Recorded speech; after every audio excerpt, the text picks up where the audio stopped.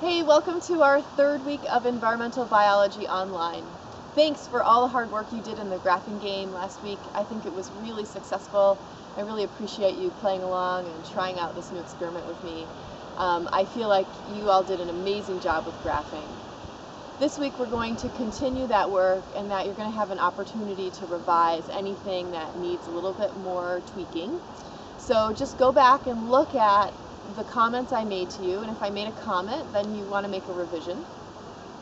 And you have the whole week to do that. Just reply to the post that you already made. It'll all be connected that way for me. So you have all week to do that.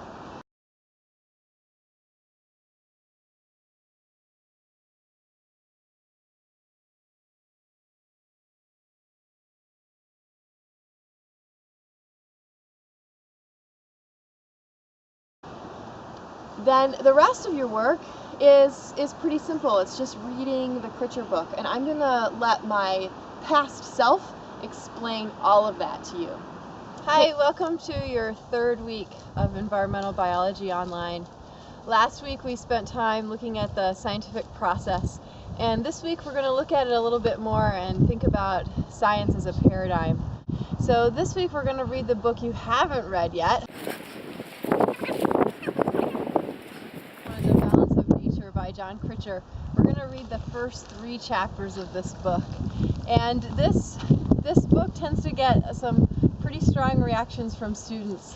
So you might notice yourself being kind of angry or kind of upset, or you might feel pretty excited and really happy.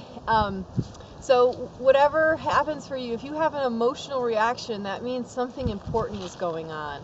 So just notice that. Try not to get too wrapped up in the emotion.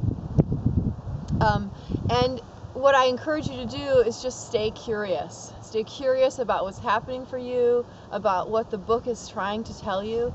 And one other thing to think about are the 5 habits of mind that might help you get more out of the reading. So the first one is to pay attention to evidence, weighing evidence, and think about what is the evidence that Critcher is giving for the ideas that he's sharing.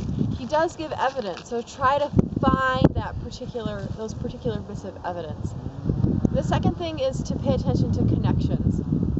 Make connections between Critcher's ideas and what we were looking at in the scientific process, and between Critcher's ideas and Heinrich's ideas. How do they go about thinking about the world in similar ways and in different ways? The next thing to think about are perspectives. So what is Critcher's perspective? What is he trying to share with you? What does he have to say that is so important that he wanted to write a book about it? And then what's your perspective? How is it different or similar from what Critcher has to say? If you can define those things really clearly, that will help. The next thing to think about are alternative situations. What if? What if what he says really is true? What if it's not true? So think about that question. And then the last thing is, who cares? Who cares about this information? Why does it matter? Why does Critcher's idea have any relevance to our lives? And why does Jeannie want us to know this? Why does it matter?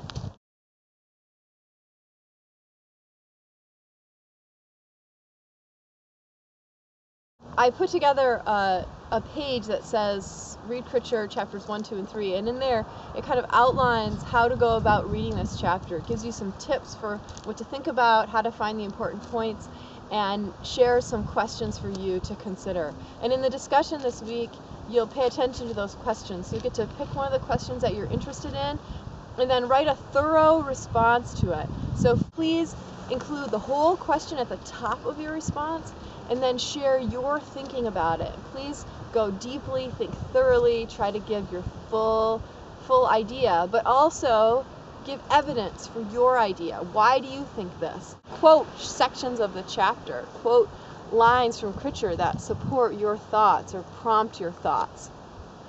And then you'll reply to somebody else.